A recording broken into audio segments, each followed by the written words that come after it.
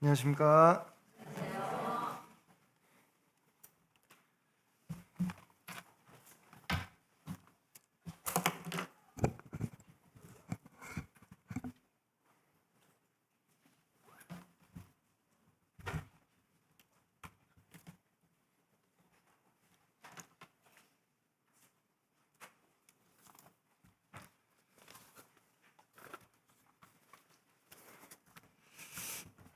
좋은 주말이죠?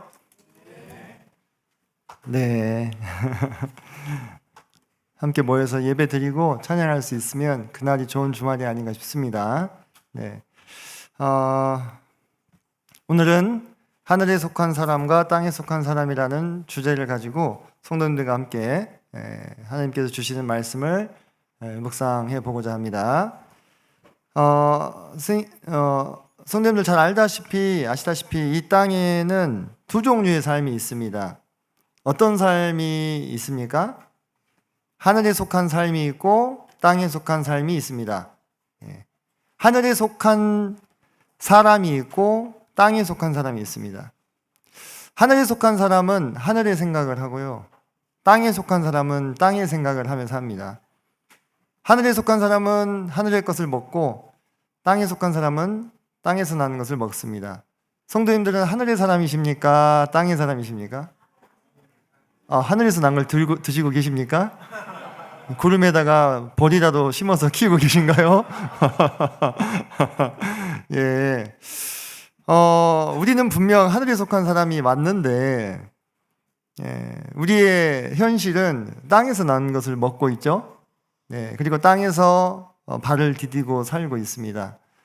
내일도 우리는 월요병에 시달리면서 출근을 하셔야 되고, 또 아이들을 돌보셔야 되고, 땅에 속한 집에 집 청소를 해야 되고 쓰레기를 갖다 버려야 합니다. 우리는 하늘에 속한 사람이 맞는데 우리의 실상을 보면 땅에 속한 것 같기도 하고, 어떤지 모르겠습니다. 그래서 성경은 항상 우리에게 우리의 헷갈리는 이 현실 속에서 무엇이 진짜인지, 무엇이 본질인지 우리에게 끊임없이 도전하는 것 같습니다. 그리고 우리가 말씀을 듣는 이유는 말씀을 몰라서가 아니라, 우리가 하늘에 속했다는 것을 몰라서가 아니라 끊임없이 다시 상기하기 위해서, 되새기기 위해서, 기억하기 위해서 말씀을 듣는 것도 우리가 말씀의 이 기능 중에 하나가 아닌가 싶은 생각이 듭니다.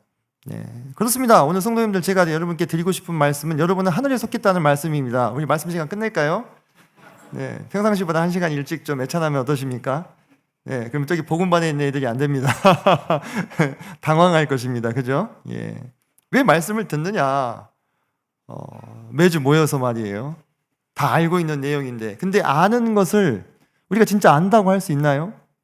뭐가 아는 거죠? 지식적으로 그 내용을 내가 머릿속에 습득하고 있으면 그것이 아는 것입니까? 원수를 사랑하라. 아시죠? 아십니까? 아시죠? 아십니까? 됩니까? 그러면 어찌 안다고 할 수 있겠습니까? 그죠? 아는데 아는 게 아니에요. 그래서 우리가 뭘 들어야 됩니까?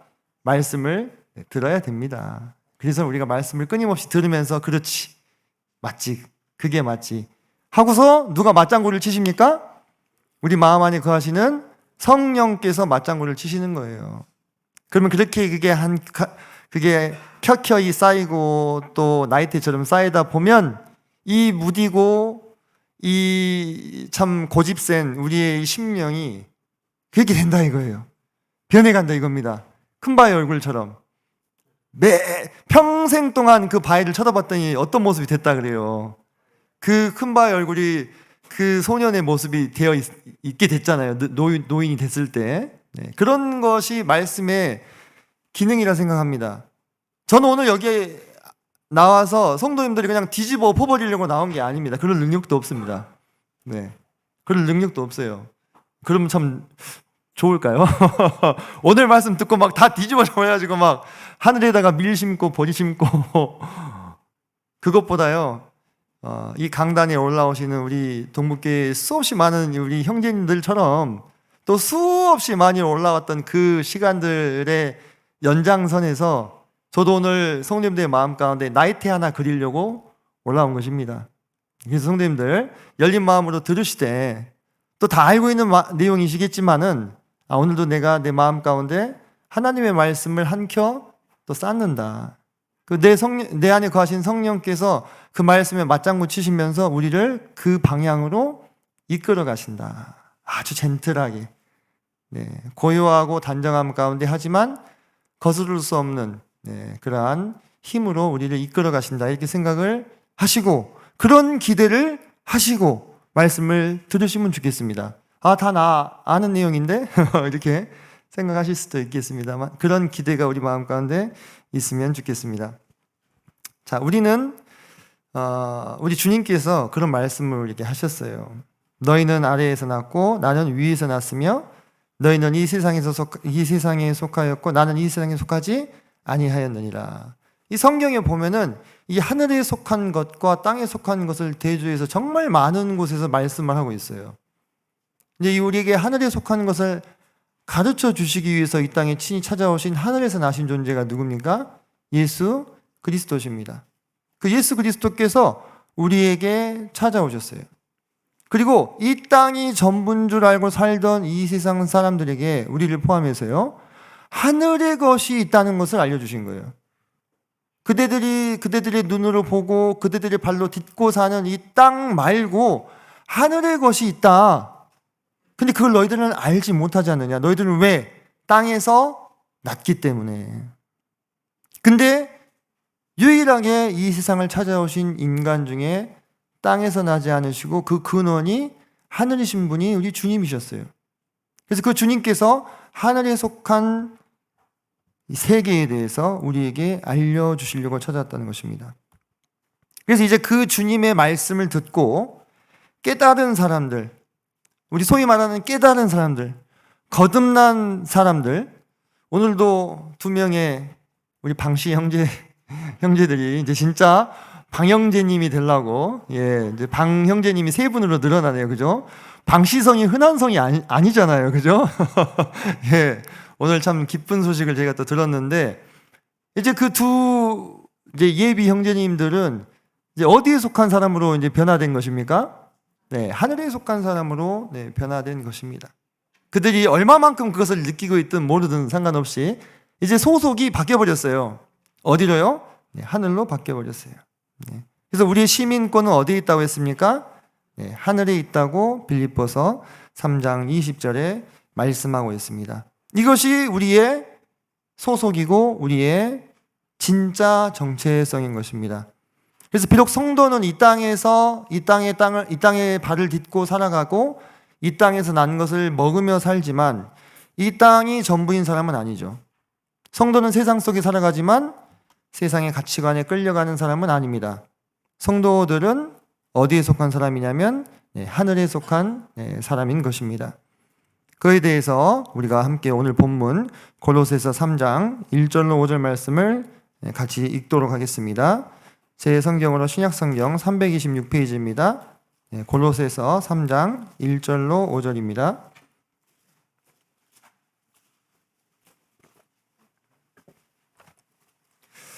본문이 그리 길지 않기 때문에 함께 말씀을 좀 읽었으면 좋겠습니다. 1절부터 읽겠습니다. 시작. 그러므로 너희가 그리스도와 함께 다시 살리심을 받았으면 위의 것을 찾아라. 거기는 그리스도께서 하나님 우편에 앉아 계시느니라. 위의 것을 생각하고 땅의 것을 생각하지 말라. 이는 너희가 죽었고 너희 생명이 그리스도와 함께 하나님 안에 감추어졌습니다. 우리 생명이신 그리스도께서 나타나실 그때에 너희도 그와 함께 영광 중에 나타나리라. 그러므로 땅에 있는 지체를 죽이라. 곧 음란과 부정과 사욕과 악한 정욕과 탐심이니 탐심은 우상 숭배니라. 우리가 방금 읽었던 본문은 성도들의 정체성과 삶의 방향을 아주 분명하게 보여주고 있습니다. 그런데 우리가 여기서 주목해야 될 것은 그 순서입니다. 순서. 여기서 하나님께서는 우리에게 무작정 먼저 땅에 있는 지체를 죽이라 라고 말씀하지 않으셨습니다. 1절에 무엇이 먼저 나옵니까? 우리가 그리스도와 함께 다시 살리심을 받았노라 라고 먼저 말씀을 하고 있는 것입니다. 우리 성도들의 삶의 출발점이 바로 여기에 있습니다. 그리스도와 함께 다시 살리심을 받은 것. 다시 말해서 하늘에 속한 삶의 출발점은 주님과 함께 죽고 주님과 함께 다시 살아난 그 사건에서 출발하게 되는 것입니다. 그래서 우리는 이전에 우리가 주님을 믿기 전에 우리의 모습에서 조금 더 나아진 나의 어떤 수양이나 도덕적인 노력이나 의지나 결심으로 어떤 종교적인 행위로 조금 더 나아진 그런 삶을 추구하기 위해서 지금 예수님을 믿고 있는 게 아닌 것입니다. 우리는 근본적으로 완전히 다른 시작점에 서게 되는 거예요. 처음에 우리가 이 땅에서의 삶을 시작할 때의 시작점은 어디였습니까? 우리 부모님의 뱃속이었어요. 거기서 나의 무엇이 났습니까? 육신이 다 형성이 되는 것이잖아요.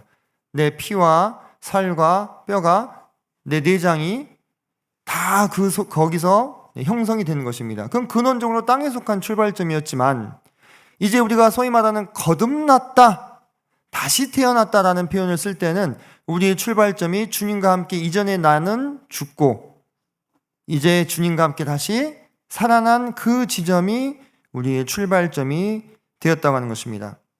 그래서 이 기독교가 추구하는 신앙은 인간의 노력으로 하늘로 도달하려는 그런 종교 행위가 아닌 것입니다. 도리어 하늘에 속하신 그리스도께서 땅으로 내려오셨고 그분을 통해서 우리가 근본적으로 함께 그분과 십자가에서 죽고 함께 그분과 부활한 사건을 기준으로 해서 이제 전과는 다른 하늘에 속한 삶을 사는 방향으로 완전히 신분이 바뀌었다고 하는 것입니다. 완전히 우리의 신분과 우리의 소속이 바뀌게 된 거예요. 그렇다면 하늘에 속한 사람은 어떤 삶을 사느냐, 이것이 관건이겠죠. 이제 우리의 시작점이 달라졌고 우리의 근본이 달라졌고 우리의 소속과 우리의 정체성과 우리의 신분이 달라졌다면 그런 하늘에 속한 사람은 이 땅에 비록 우리의 육신은 지금 거하고 있지만 어떤 삶을 사느냐, 첫째로 땅의 것을 영원한 것처럼 붙들지 않는 삶을 살게 되는 것입니다. 땅의 것을 영원한 것처럼 붙들지 않는 삶. 그래서 본문에 아까 우리가 읽었던 본문에서 5절 보니까 땅의 지체를 죽이라 하면서 땅의 지체에 속한 것들이 나와요.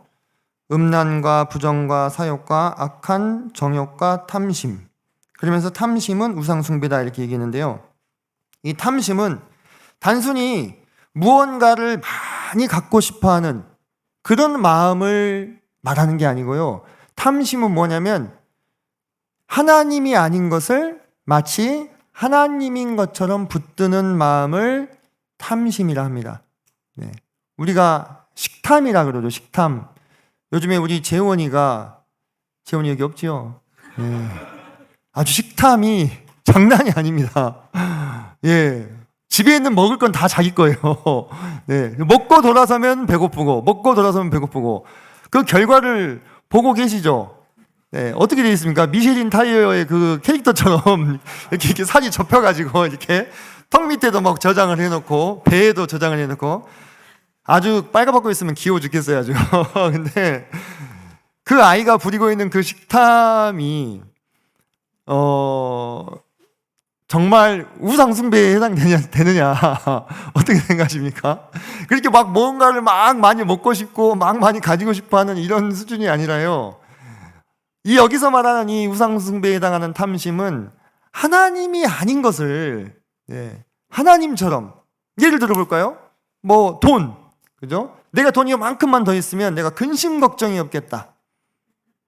내가 돈이 이만큼만 있으면 내가 이 세상에서 떵떵거리면서 인정받고 살 수 있겠다. 이렇게 생각한다면 그 돈은 지금 누구의 자리를 대신하는 거예요? 우리의 근심 걱정을 다 위로하시고 또 때에 맞게 해결해 주실 수 있는 유일한 분은 하나님이신데 하나님 대신에 누가 해결해 줄 수 있을 것이라고, 돈이 해결해 줄 수 있을 것이라고 이렇게 생각을 하는 거예요. 또 누군가는 내가 사람들에게 이렇게 인정을 받으면 내가 정말 사는 것 같겠다. 또 누군가 내가 이런 성공을 거머쥐면, 내가 이런 명예를 내가 얻게 되면, 또는 내 인생에 내가 계획한 이런 일들이 이루어지면 내가 좀 인간답게 사는 것 같겠다. 그렇게 생각을 한다 하면 그 대상이 무엇이 됐든지 간에 그것은 하나님이 아닌 것인데 마치 우리 마음 가운데 하나님인 것처럼 붙들고 있는 마음, 곧 우상숭배가 된다고 하는 것입니다. 내가 하나님보다 더 두려워하고 더 사랑하고 더 의지하는 그것이 뭐예요? 그게 우상입니다. 우상이 뭐 이렇게 옛날에 그 이스라엘 사람들이나 가나안 사람들이 섬겼던 것처럼 이렇게 조각한 신상을 앞에 놓고 섬기고 있는 그런 것입니까? 그렇지 않습니다. 우리 그리스도인들 누가 그런 거에 전할 사람이 어디 있겠습니까? 그죠? 그런데 우리 마음에도 우리도 모르게, 나도 모르게 내가 하늘에 속했는데, 분명 근데 내가 하늘에 속했는데 마치 이 땅이 전부인 것처럼 좀 전전긍긍하면서 내가 조금만 더 가지면 좀 우월한 느낌이 들고, 뭔가를 조금 성취하면 내가 좀 더 나은 사람인 것 같고, 좀 뒤처지면 또 인정을 못 받으면 막 마음이 불안하고, 혹시 그런 어떤 상태에 시달리고 있으시다면 그것은 우리가 잠시 머물 이 세상을, 다시 말해 땅을 우리의 진짜 집으로 착각하는 모습일 수 있는 거예요. 다시 말해서 하늘에 속한 사람의 모습이 아니라 땅에 속한 사람의 모습일 수 있는 것입니다. 근데 성도님들 한번 생각해 보시기 바랍니다. 지금까지 이 땅에 얼마나 많은 사람들이 거쳐갔습니까? 얼마나 많은 사람들이 이 세상에 태어났어요. 그들 중에서 유명한 왕, 유명한 장군들, 또 부자들, 또 이름을 남긴 학자들, 또 그와는 비교할 수 없이 많은 이름 없이 살다간 수많은 사람들이죠. 그들이 이 땅에 살면서 무엇을 추구했습니까? 명예나 재물이나 욕망이나 정욕, 탐심, 다툼, 시기, 이런 것들, 그들이 이 세상에 살아서 이 세상의 땅을 거닐 때 그들의 마음을 지배했던 정욕과 욕심들, 그죠? 그래서 알렉산더 대왕, 천하를 제패했던 왕이잖아요. 불과 7년 8년 만에 이름을 역사에 남겼죠. 그죠? 그가 말을 타고 그 광활한 대지를 달릴 때 어떤 기분이었을까요? 도파민이 팡팡 터졌겠죠. 그죠? 싸웠다 하면 이기는 그런 훌륭한, 세상의 판단으로는 유명한 왕이라든지, 또는 한니발 장군이라든지, 로마를 벌벌 떨게 만들었던, 또는 뭐 록펠러, 석유 재벌 록펠러, 정말 어마어마한 부를 거머쥔 사람이죠. 평생 다 써도 못 쓸 만큼. 그죠? 또는 뭐 좀 로맨틱하게 가보자면 세기의 사랑을 나눴던 그런 유명한 사람들, 세상 사람들이 다 그 커플이 되냐 안 되냐에 이 관심을 가졌던 그런 아름답고 또 잘생기고, 그런 아름다움으로 아주 세상에 칭송을 받았던 그런 사람들의 그 욕망과 그 정욕과 그 성취가 지금 다 어디 갔냐 이거예요. 지금 다 어디 갔어요? 안개처럼 사라져 버렸어요. 이 땅에 더 이상 존재하지 않고 있습니다. 그리고 이제 지금 이 세상에는 그 한때 이 세상을 거쳐갔던 그 사람들이 누리고 향유하고 마음껏 갈망했던 그 욕망의 바톤을 이어받은 다른 사람들이 일어나가지고 돈 많이 벌었다고 떵떵거리고 잘생기고 아름다우니까 또 인정을 받고 또 유명한 학자나 또는 작가가 되어가지고 명예를 얻고 그러고 있잖아요. 그럼 그들은 또 영원할 수 있나요? 그들도 언젠가는 그 뒤에 태어난 자들에게 어떻게 해야 됩니까? 자기 바톤을 넘겨주고 역사의 뒤안길로 사라져 버려야 돼요. 없어져 버려야 돼요. 그들이 마음 가운데 어떤 이 마음을 품었든지 간에 남아있을 수가 없다고 하는 것입니다. 바람처럼 연기처럼 불꽃처럼 흩어져 버렸어요. 물론 성도님들, 제가 여기서 이 땅의 삶이 모두 허무하다, 허무주의, 이 세상 것들 다 쓸모없다, 염세주의, 이런 거에 빠지자는 이야기가 아닙니다. 유명한 사람이든 또는 무명한 사람이든 상관없이 우리에게 주어진 가정과 일터와 또 인간관계, 우리의 수고 나름대로의 의미가 있고 또 소중한 것입니다. 그런데 문제는 뭐냐면 이 땅의 것을 마치 무엇처럼 영원히 있을 것처럼 붙드는 것이 그게 문제가 된다는 거예요. 예수님께서는 마태복음 6장에서 뭐라 말씀하셨습니까? 너희를 위하여 보물을 땅에 쌓아두지 말라. 오직 너희를 위하여 보물을 하늘에 쌓아두라. 이렇게 말씀하셨어요. 여기서도 하늘과 땅이 대조를 이루고 있어요. 극명한 대조를 이루고 있어요. 이 땅에 있는 보물은 어떻게 됩니까? 이 땅에 있는 보물은 언젠가는 낡아지고 썩어지고 사라지고 흩어져 버릴 것이지만 하늘에 쌓은 보물은 좀이나 동록이 해하지 못해요. 영원토록 남아있는 것입니다. 그리고 그 보물이 있는 곳에 무엇이 있다 했습니까? 우리의 마음이 있다 했어요. 우리의 마음이. 그래서 내 보물이 있는 곳에 내 마음이 묶이는 법이에요. 내 보물이 하늘에 있으면 내 마음도 하늘에 묶이게 되겠죠. 근데 내 보물이 땅에 있으면 어떻게 돼요? 땅에 묶이게 되는 거예요. 내가 통장 잔고가 빵빵하다. 그럼 주님이 내일 밤에 오신다면 약간 서운할 것 같아. 그거 언제 다 써보고 가야 되는데, 그죠? 내가 어떻게 모았는데 내일 주님 오신다고? 오늘 하루만에 쓸 수 있나? 이러면서. 보물이 어디 있는 거예요? 땅에 있으니까 또 그만큼 마음이. 근데 제가 한번 생각해 봤어요. 아마 절대 다 쓰고 죽지는 못할 것 같아. 만약에 간다. 우린 모르잖아요, 그날을. 그리고 우리는 미래를 대비하는 것이 지혜라고 성경도 말씀하고 계십니다. 막 다 갖다 써버려라 이게 아니에요. 그런데 여기서 중요한 것은 우리 마음의 중심이 어디 있냐는 거죠. 중심이 하늘에 있느냐 땅에 있느냐, 영원히 남는 것에 있느냐 일시적인 것에 있느냐, 그것을 우리가 점검해 봐야 된다는 거예요. 성도님들 아마 여행들을 이렇게 가보셨을 텐데요. 여행을 가면 우리가 호텔 같은 데에 머무르게 됩니다. 그런데 어떤 사람이 여행을 가가지고 그 호텔이 너무 마음에 드는 거예요. 그래서 내가 이 호텔 방을 내가 좀 리모델링을 해야겠다. 그래서 그곳에 있는 벽지를 다 뜯고 사람을 불러다가 다시 도배를 시키고, 또 그 호텔 방 안에 있는 가구들을 전부 끄집어내고 더 비싸고 좋은 가구들로 이렇게 재배치하는 사람이 있다면 어떤 생각 하시겠습니까?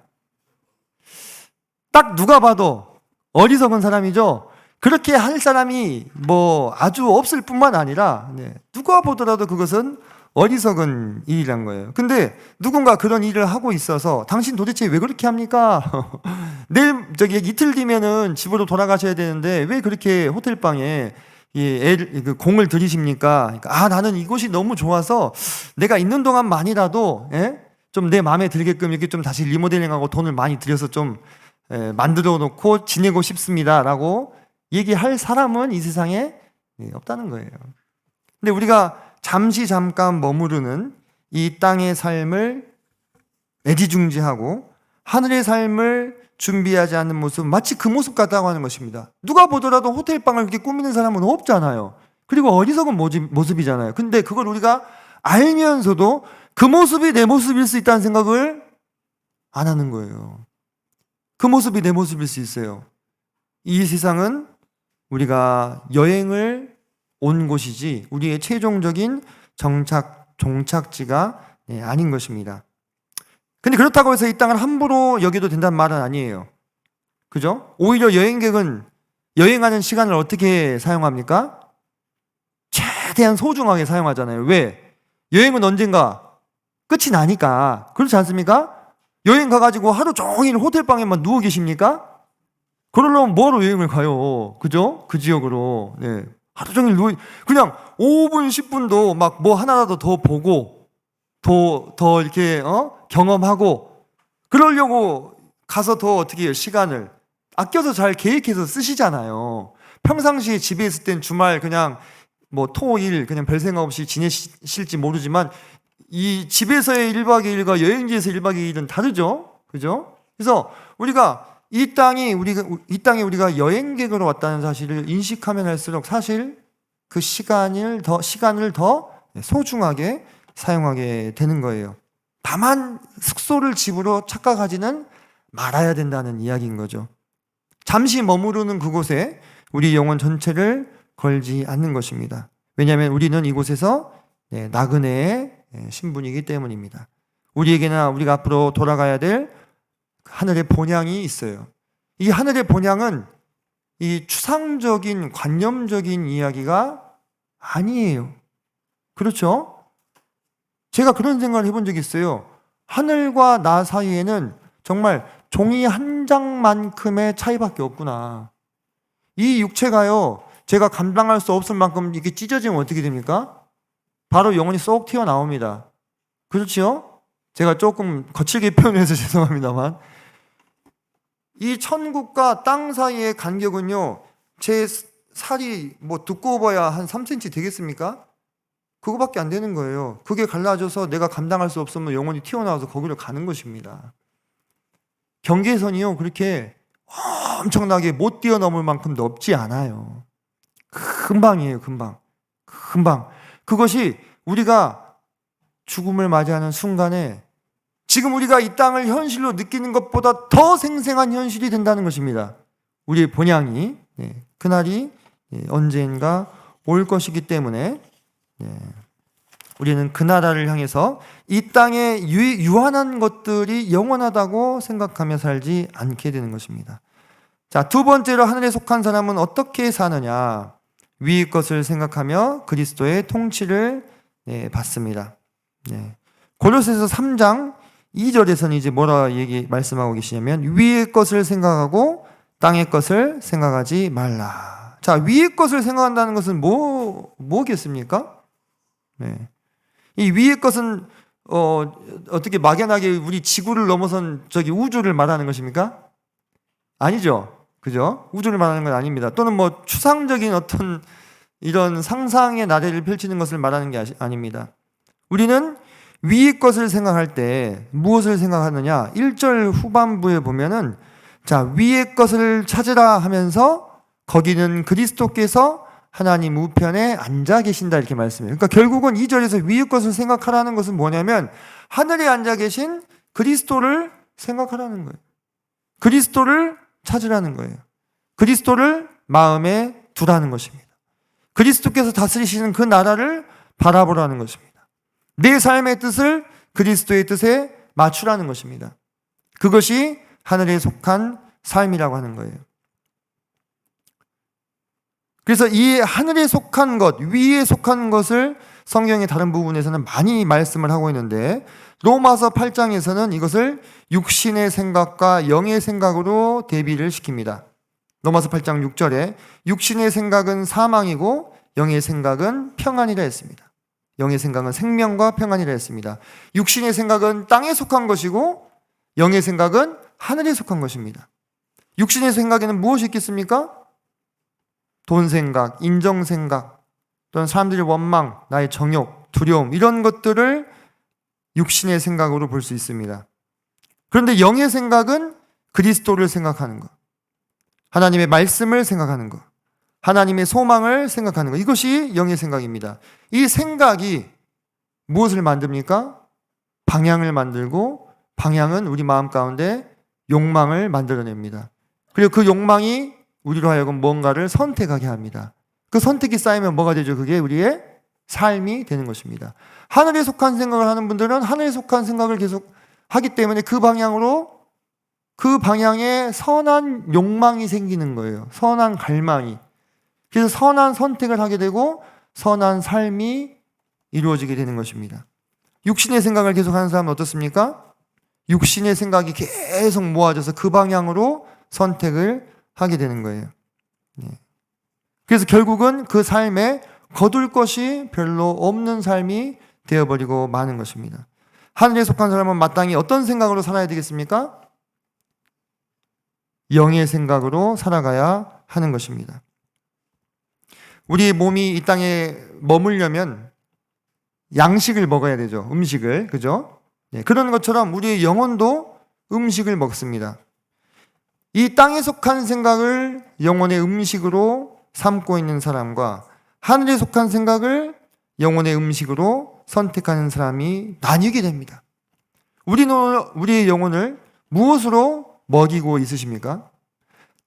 하늘에 속한 성도라 할지라도 자꾸 우리 영혼에 뭘 먹이면, 땅에 속한 생각을 먹이면 땅에 속한 사람처럼 행동하고 말하게 되는 것입니다. 그런데 하늘에 속한 사람답게 우리 그리스도와 관련된 생각을 먹이게 되면 그 영혼은 그리스도의 형상대로 빚어지게 되는 것입니다. 사람들의 칭찬과 평가, 끝없는 비교, 통제되지 않는 분노와 정욕, 내일을 향한 조급함과 걱정을 먹이게 되면 당연히 그 영혼은 무엇으로 살찌게 됩니까? 땅의 생각으로 살찌게 되는 것입니다. 우리 너무나 잘 알고 계시잖아요. 제가 오늘 서론에서 말씀드렸다시피 성도님께서 이미 다 알고 계시는 그 말씀을 전하고 있을 뿐입니다. 그런데 우리가 하늘에 속한 영혼의 양식인 그리스도 자신, 그리고 하나님의 말씀, 그리고 하나님의 은혜를 먹이게 됐을 때, 소망을 먹이게 됐을 때 우리는 그 방향대로 빚어지게 되는 것입니다. 그래서 저는 뭐를 보냐면 분명 똑같은 예수님을 믿고 거듭났는데 어떤 사람은 예수님 위해서 죽어요. 현대에도 순교자들이 있는 거 아시죠? 그죠? 어떤 사람은 예수님 위해서 죽기까지 합니다. 근데 어떤 사람은 예수님을 믿었는지 안 믿었는지 잘 모르겠는 분도 솔직히 어때요? 있으시잖아요. 그 차이는 어디서 오는 것입니까? 똑같은 성령을 받았고 똑같은 말씀으로 구원받았는데 어디서 그런 차이가 오는 것일까요? 그 영혼에 무엇을 먹였느냐, 어떤 생각을 먹였느냐, 거기서부터 차이가 나는 것입니다. 선교사로 떠나시는 분들, 또 사역자로 헌신하시는 분들, 구원받은 그 순간부터 처음부터 그랬습니까? 그렇지 않았어요. 말씀으로, 그리스도로 성장해 가면서 그렇게 자기 자신을 아낌없이 하나님 앞에 드릴 수 있을 정도로 성장하게 되셨다는 것입니다. 그래서 몸이 음식을 먹어야 사는 것처럼 우리의 영혼도 무엇을 먹이느냐, 이것이 그리스도인으로서의 삶의 성패를 가르는 중요한 분기점이 된다고 하는 것입니다. 야고보서 3장에서는 서로 대조되는 두 종류의 지혜를 우리에게 말씀하고 있습니다. 그곳에는 땅에 속한 지혜가 있고 또 하늘에 속한 지혜가 있습니다. 위로부터 난 지혜가 있죠. 그래서 땅에 속한 지혜는 우리에게 뭐라 이야기하느냐? 내가 먼저 살아남아야 된다. 내 욕망을 숨기지 말아라. 너를 사랑해라. 너 남보다 앞서야 한다. 손해를 보면 지는 거다. 보이는 것이 전부다. 지금 누릴 수 있을 때 내 삶을 마음껏 누려라. 이렇게 권면합니다. 그러나 하늘로부터 온 지혜는 다르게 말합니다. 성결하라, 화평하라, 관용하라, 긍휼히 여겨라, 선한 열매를 맺어라, 거짓 없이 행하라. 어떤가요? 하늘에 속한 지혜와 땅에 속한 지혜가 어떻습니까? 서로 너무나 다르잖아요. 그런데 사실 제가 방금 전에 구체적인 예로서 말씀을 드렸는데 하늘에 속한 지혜대로 살아가는 사람을 오늘날 다른 표현으로 뭐라고 부르죠? 잘 모르신가요? 바보라고 부르죠. 바보. 예? 적당히 거짓말도 좀 할 줄 알고, 적당히 좀 사기도 좀 칠 줄 알고, 적당히 이도리를 부릴 수 있어야 어때요? 잘 사는 것으로 여겨지지 않습니까? 아닌가요? 네. 저는 그런 모습들을 보게 돼요. 오늘날 흔히 말하는 그 처세술. 인간관계에서 자기 자신을 어떻게 처신해야 사랑을 받고 인정을 받는가, 그 처세술에 대해서 써놓은 책들을 이렇게 보면요, 어떻습니까? 약간 결이 달라. 성경하고 약간 결이 달라요. 네. 그렇게 하는 것이 이 세상의 지혜라고 하는 것입니다. 세상의 눈에는 이 하늘로부터 난 지혜를 따라 사는 것은요, 손해인 것처럼 보이는 거예요. 용서해 주는 건 뭐처럼 보여요? 그건 연약한 것처럼 보이는 거예요. 네. 정직하게 사는 것은 뭐예요? 미련하게 보이는 것입니다. 자기 목도 챙기지 못하는 미련한 사람으로 여겨지는 거예요. 누군가를 섬겨주는 것은 뭐예요? 네. 그것은 이 고마워할 일이 아니라 저 사람이 뭔가 떨어지니까, 못났으니까 섬겨주는 것처럼 여겨질 수 있는 것입니다. 그러나 하늘에 속한 지혜는 그것이 참된 지혜라고 말씀합니다. 하늘에 속한 사람은 이 당장의 이익보다 하나님의 평가를 더 두려워하고 땅의 보상보다 하늘의 보상을 바라기 때문에 그런 삶을 살아냅니다. 네. 그래서 좀 다른 냄새가 나는 거예요. 땅에 속한 사람들 사이에 하늘에 속한 사람이 섞여서 사시게 되면 좀 다른 냄새가 나는 거예요. 왜? 속한 곳이 다르니까요. 좀 손해를 보고, 네. 정직하게 말하고, 성실하게 행하고, 그죠?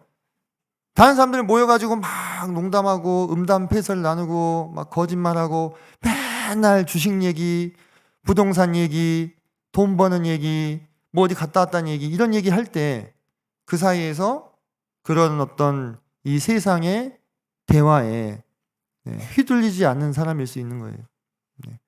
제가 뭐 주식이나 부동산이나 막 부정적으로 막 생각해서 이렇게 얘기하는 것은 아닙니다. 성도가 그런 것으로 뭐 이윤을 취하는 것 자체가 합법적인 태도이 아니라면 허용될 수 있겠죠. 하지만 그것이 내 입에 항상 주제가 되고 사람들이 모였을 때 항상 내가 그런 주제로 이야기를 주도하고 맨날 농담 따먹게 하고 진중한 얘기는 도통 한 적이 없고 그럼 그 사람의 말을 어떻게 신뢰할 수 있겠어요? 그렇게 살던 분이 어느 날 갑자기 복음 집회하는데 복음 좀 들으러 갈래? 나랑 맨날 똑같이 살던 사람인데 제가 나랑 뭐가 다르지? 이렇게 생각하지 않을까요? 네. 너나 잘 믿어라 이렇게 하겠죠. 전혀 다른 곳이 없어요. 땅에 속한 사람과 똑같은 향취를 내는 거예요. 그러면 어떻게 그 사람을 통해서 뭔가 다른 사람들이 세상에 땅에 속한 사람들이 하늘에 속한 어떤 것을 기대할 수 있겠냐는 거예요. 넌 나랑 똑같은 사람인데 뭐가 다르냐? 나랑 똑같이 살지 않느냐? 이렇게 반문할 때 뭐라고 대답하실 수 있겠습니까? 네. 얘기할 것이 별로 없겠죠. 그냥 그렇게 섞여서 같이 살아가는 거예요. 그냥 땅에 속한 사람으로서만. 네. 그것은 땅에 속한 지혜가 아니라는 거예요. 그래서 우리에게는 이 시대를 중력을 거스르는 영적인 분별력이 어느 때보다도 필요한 시기라고 하는 것입니다. 왜냐하면 지금은요, 성도님들, 그 어느 때보다도 이 땅에 속한 것들이 강력하게 영향을 미치는 시대를 살고 있어요. 사람들은 무엇이 전부라고 생각합니까? 보이는 것이 전부라고 생각합니다. 보이는 것이 전부예요. 그죠? 진리는 뭐가 진리입니까? 내가 지금 느낄 수 있는 것이 진리라고 합니다. 성도님들, 천국이 느껴지십니까? 지옥이 느껴지신가요? 안 느껴지잖아요. 그럼 안 느껴지면 세상 사람들한테 그건 뭡니까? 없는 거예요. 없는 거예요. 그렇잖아요. 그죠? 근데 우리는 어떻게 믿게 됐습니까? 느끼지도 못하고 보지도 못하는 것을. 희한 하나님의 은혜로 우리는 그것을 믿게 되었잖아요. 그리고 우리의 소속과 우리의 신분이 하늘로 변화되었지 않습니까? 그렇다면 거기서 그치는 것이 아니라 그것을 우리 삶 가운데 살아냄으로써, 드러냄으로써 땅에 속한 사람이 아님을 땅에 속한 자들이 어렴풋이 알아볼 수 있게 해야 되는 거예요. 그것이 삶으로 전하는 뭡니까? 복음이 되는 것입니다. 이 세상은 많이 소유하는 것이 진짜 성공이다. 원하는 대로 사는 것이 진짜 자유다. 편안하게 사는 것이 참 복이다. 이렇게 말합니다. 저는 이 부분에도 걸리는 분들이 많이 있을 거라 생각합니다. 성도님들, 편안하게 사는 것이 참된 복이고 행복입니까? 어떤 청년이 저한테 그런 질문을 했어요. 형제님, 그리스도인이 받을 수 있는 복이 뭔가요? 성경적으로 말하는 그리스도인의 복이 뭡니까? 근데 제가 이렇게 보니까 그 질문을 하는 의도가 그리스도에서 사는 것이 힘들거든요. 근데 그리스도인을 살면은 맨날 행복한 것 같이, 마음이 평안한 것 같이 이렇게 막 찬양도 하고 말씀도 전해지는데 정작 자기가 그리스도인 삶을 살아보니까 편하지 않아. 그럼 나는 행복이 인생의 목적이라고 생각하고 있는데 그리스도에서 사는 것이 행복하지 않아. 그러면 내가 잘못 믿고 있는 건가? 이렇게 헷갈릴 수 있잖아요. 그죠? 성도님들, 제가 하나 한번 여쭤보겠습니다. 그리스도인으로 사는 것이 항상 행복하기만 하신가요? 근데 왜 그렇게 말씀하세요? 아닐 때도 있죠. 그죠? 아닐 때도 있잖아요. 그러면 행복이 곧 복이다 이렇게 말하는 것은 다 맞는 말은 아닐 수 있겠네요. 그죠? 다 맞는 말은 아닌 거예요. 그러면 우리는 지금 복을 못 받고 있는 거잖아요. 그리스도인을 살면서 고난 받고 고생할 때가 많이 있으니까, 물론 행복할 때도 있지만, 그러니까 성경은요, 편안한 삶이 복이라고 말하지 않았어요. 사실. 그리스도를 위하여 그 남은 고난을 내 육체에 채우는 것이 복이라고 말했어요. 주의 복음을 위하여 나와 함께 고난을 받는 것이 복이라고 말했어요. 성경에서 말씀하고 있는 복은요, 편안한 삶, 행복한 삶, 풍요한 삶을 복이라고 사실 말하지 않습니다. 그것은 나중에 올 복입니다. 우리가 이 땅을 떠나서 우리의 본향으로 들어가게 되었을 때 무궁무진하게 누릴 복이지, 이 땅에서 사실 허락된 복이 아닌 거예요. 근데 세상은 그런 것들을 복으로 말하고 있습니다. 그리고 그것이 실제적으로 성도들의 삶 가운데 어때요? 영향을 미치잖아요. 우리의 가치관과 우리의 세계관에 영향을 미치잖아요. 그러니까 내가 힘드니까 나 안 행복한가 이렇게 바로 생각하잖아요. 근데 사도 바울은 주를 위하여 고난받는 것이 자기에게 행복이었던 사람이에요.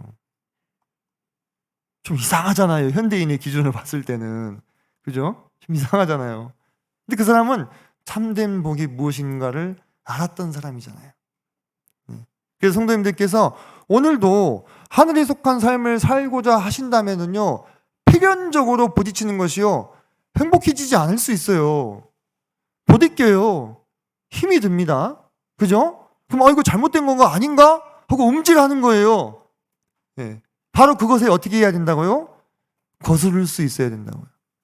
그것이 이 세상의 가치관이고 이 세상에 속한 지혜이며 이 시대의 중력입니다. 중력은 가만히 있어도 어떻게 합니까? 물체를 잡아당기죠. 잡아당겨요. 제가 이걸 여기서 이렇게 놓으면 어떻게 합니까? 떨어져요. 왜? 중력이 당기고 있으니까. 그래서 그걸 거스르려면 어떻게 해야 돼요? 애써 힘을 들여가지고 이거를 들어 올려야 되는 거예요. 우리 성령님의 힘으로 우리의 마음을 계속 들어 올려야만 이 세상의 중력으로부터 휩쓸리지 않을 수 있다고 하는 것입니다. 그래서 성경은 뭐라 말씀합니까? 땅의 지체를 죽이라고 말씀합니다. 땅의 지체를 죽이라. 우리는 죽었는데 또 죽이라고 말씀하시네요. 이미 아까 3장 1절에서 우리는 다시 살리심을 받았다고 선언을 했잖아요. 근데 또 땅의 지체를 죽이라고 말씀하고 있는 것입니다. 5절 보니까 그러므로 땅에 있는 지체를 죽이라 이렇게 말씀하셨잖아요. 여전히 우리가 이 땅을 지나는 동안에 우리가 이미 하늘에 속한 사람이 되었지만 우리 안에서 역동하는, 우리를 잡아당기는 땅의 지체가 있는 것입니다.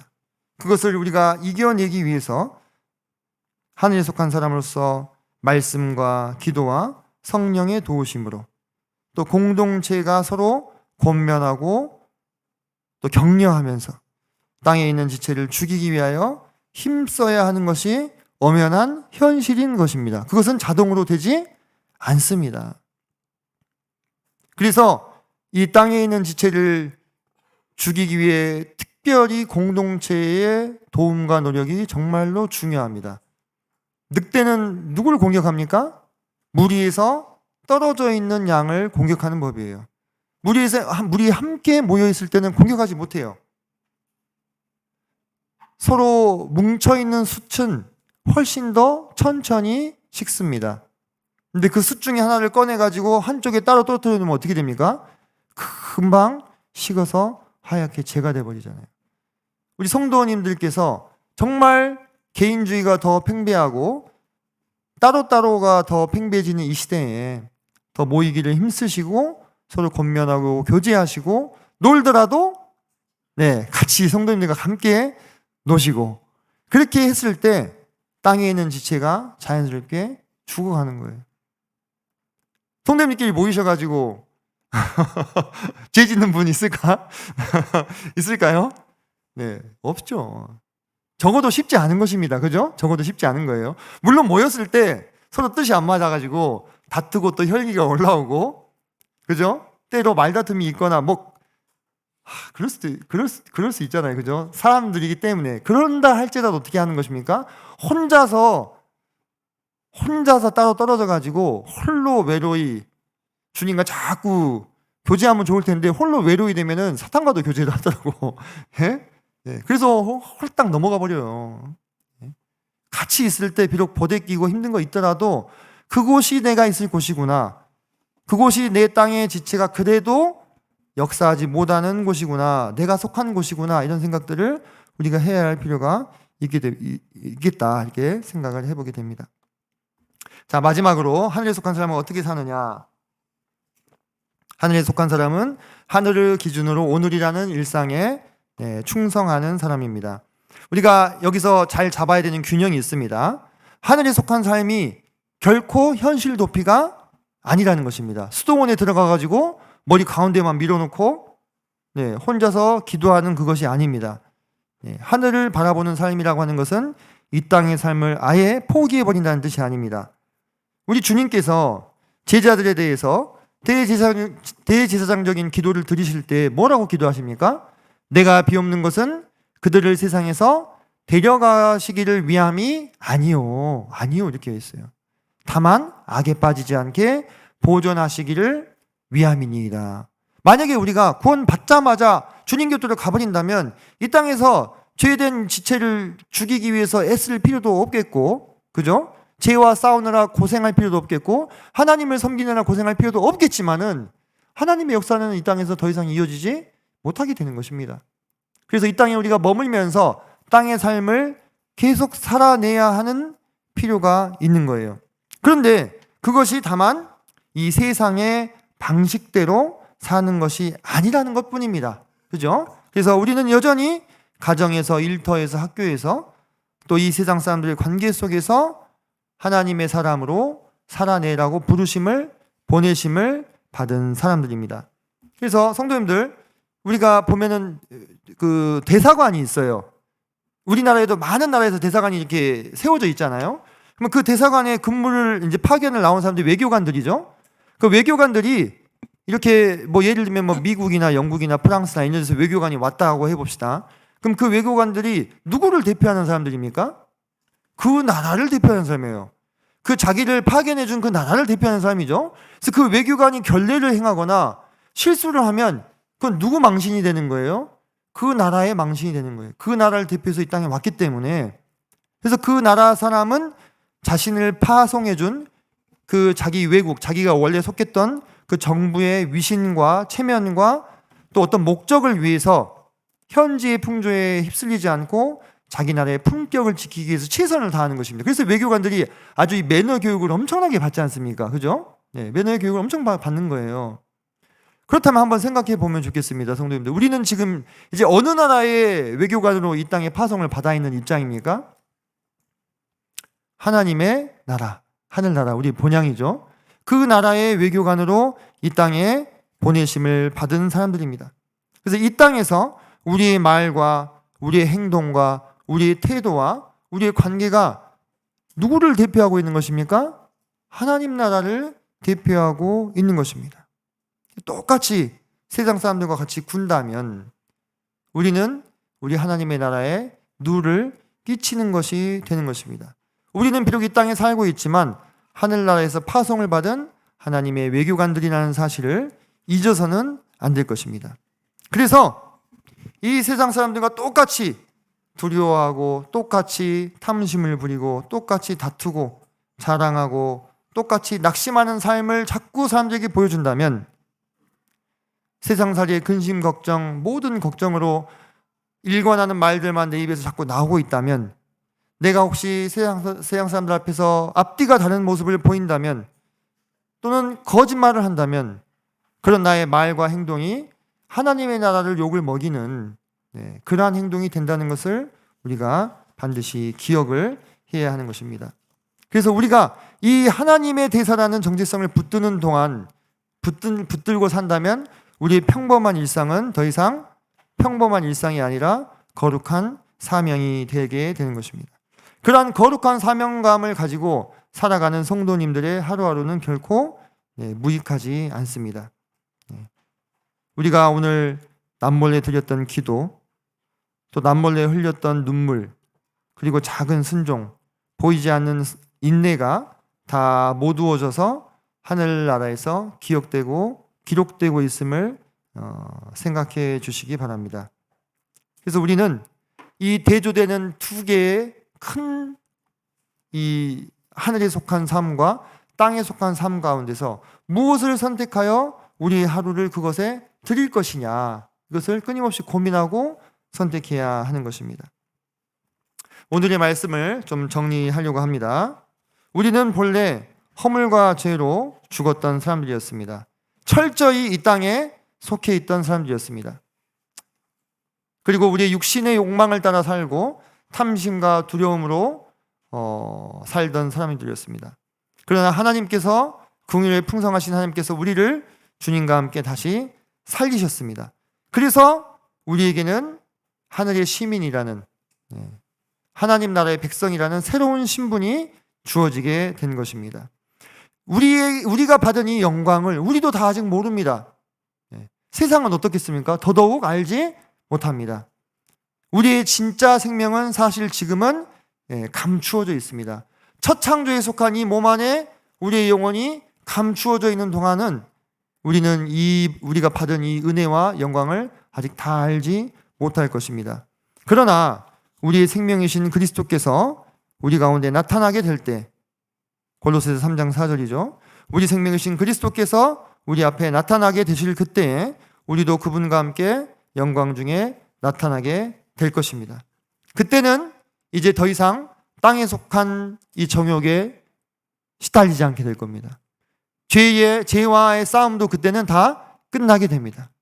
우리의 모습이 전에 내가 알던 모습이 아닐 것입니다. 성도님들, 천국에 가서도 이 모습으로 살고 싶으세요? 아니죠? 네. 천국에서도 관절염에 시달려야 될까요? 천국에서도 노안에 시달려야 될까요? 얼마나 서럽습니까? 그러면 내 모습이 그때는 이 모습이 아닌 거예요. 이선진의 모습이. 근데 다 성도님들이 저를 보시면 이선진인지 알아보시는 겁니다.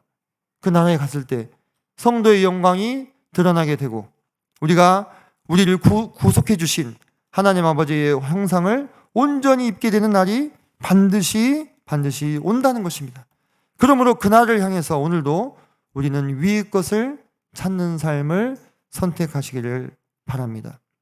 땅의 정욕을 영원한 것처럼 붙들지 마시고 하늘의 시민권을 기억하시고 온 하루를 이 땅에 파송된 하늘 시민답게 살아내시기를 권합니다. 저 또한 이 말씀 앞에 서서 마찬가지 입장이겠죠. 이 말씀을 전하고는 있지만 저 또한 매일매일의 삶이 사실 땅에 속한 사람의 이 땅의 지체를 선택할 것이냐, 아니면 하늘에 속한 사람으로서 하늘의 것을 선택할 것이냐는 싸움의 연속입니다. 그러므로 그 선택으로 버거워하고 힘들어하고 계시는 성도님들끼리 서로서로 어떻게 하셔야 되겠어요? 격려하시고 위로하시고 서로 힘내라고 손 잡아주시고 웃어주시면 얼마나 좋을까요? 우리가 가게 될 그 아름다운 하늘나라, 이 땅에 도래할 아름다운 하나님의 나라, 그리스도의 나라를 꿈꾸시면서 그 소망으로 하늘을 선택하는 날이 되시기를 간절히 소망합니다. 기도하시고 말씀 마치겠습니다. 은혜로우신 아버지 하나님, 저희가 본 뒤 땅에